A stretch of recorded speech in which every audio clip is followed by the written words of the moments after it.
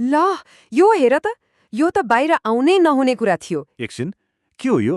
के हेर्दैछौँ हामी? यो द ग्रे जोनमा छापिएको एउटा खोजी रिपोर्ट हो भाद्र विद्रोहको बारेमा। तर हामीले सुनेको भन्दा बिल्कुलै फरक कथा छ यसमा। यो त पुरै प्लेबुक हो के। भाद्र 23 र 24 जे भयो त्यसको सबै प्रमाण, सबै रिसिट्स यही छ। हामीलाई जे कथा सुनाइयो नि त्यो त पुरै कुक्ड रहेछ, पुरै बनावटी। हो, मलाई याद छ हामी सबैलाई के भनिएको थियो भने सरकारले सोशल मिडिया बन्द गर्यो अनि जेनजीहरू स्वतस्फूर्त सडकमा आए, होइन? अनि सबै कुरा नियन्त्रण बाहिर गयो। तर के साँच्चै कथा यति मात्रै थियो त? हो त्यही त। अब हेर है, त्यो घटनापछि नै केही कुराहरू अलि नमिल्दो देखिन थालेको थियो। जस्तै यो अन्तरिम प्रधानमन्त्री सुशीला कार्की डिस्कोर्ड सर्भरको पोलबाट छानिएको रे। त्यो पनि 10,000 भोटले। मतलब डिस्कोर्ड पोलबाट देशको प्रधानमन्त्री, कस्तो मजाक जस्तो सुनिन्छ।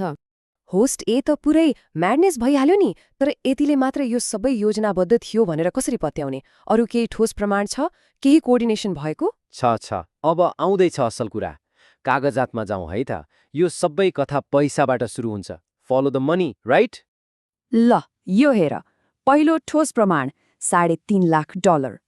यो पैसा इन्टरनेशनल रिपब्लिकन इन्स्टिच्युट अर्थात् IRI ले युवा नेतृत्व भन्ने कार्यक्रमको लागि खन्याएको रहेछ।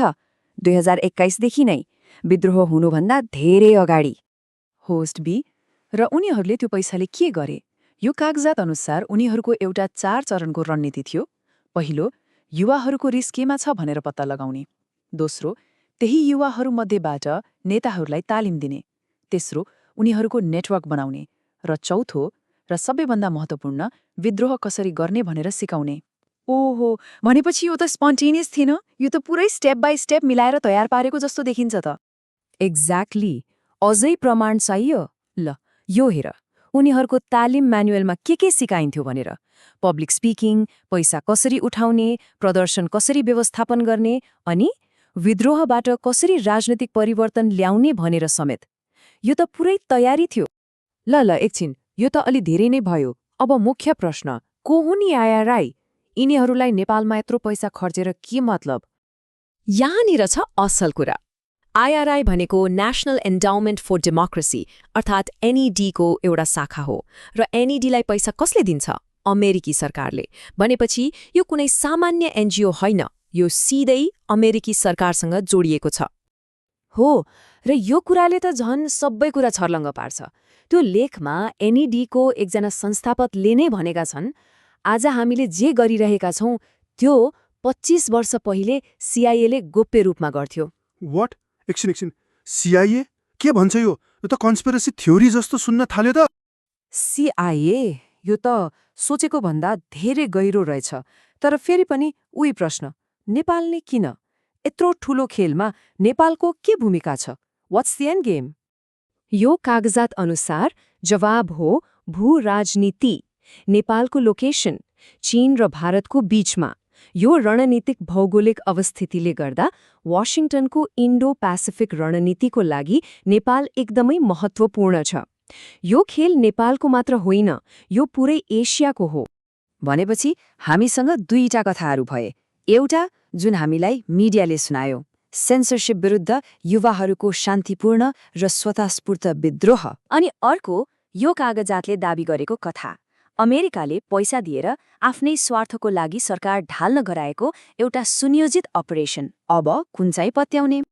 हो, अनि यो अर्को अचम्मको कुरा हेर न, वान पिसको त्यो जली रोजर झण्डा त्यो आन्दोलनमा जताततै थियो होइन? तर त्यो लेख अनुसार यो झण्डा नेपालमा मात्र होइन, फिलिपिन्स, इन्डोनेसिया, मेक्सिको सबैतिरको यस्तै युवा आन्दोलनमा देखिएको छ। के यो एउटा सिग्नेचर जस्तो हो, एउटा ढाँचा? खैर, जे भए पनि पुरानो सरकार त ढल्यो। तर त्यसपछि के भयो त? त्यसको ठाउँमा के आयो? यो कागजातले त्यसको परिणामबारे पनि केही डरलाग्दो सङ्केतहरू दिन्छ।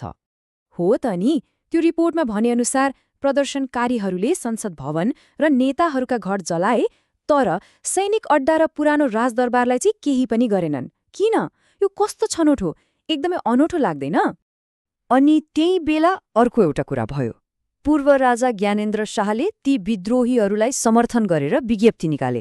अब सोच्नुस् त, के यो सबै एउटा फरक शक्तिको लागि बाटो बनाउन गरिएको थियो, अमेरिकी स्वार्थसँग मिल्ने, सायद राजतन्त्र नै फर्काउने? यो सबै कुराले एउटा अन्तिम र सबैभन्दा डरलाग्दो प्रश्न खडा गर्छ। यदि यो सबै 2025 को योजना थियो भने आउँदो 2026 को चुनावको लागि यसको के अर्थ हुन्छ? कतै पुरै सिस्टम नै कुक्ड त छैन?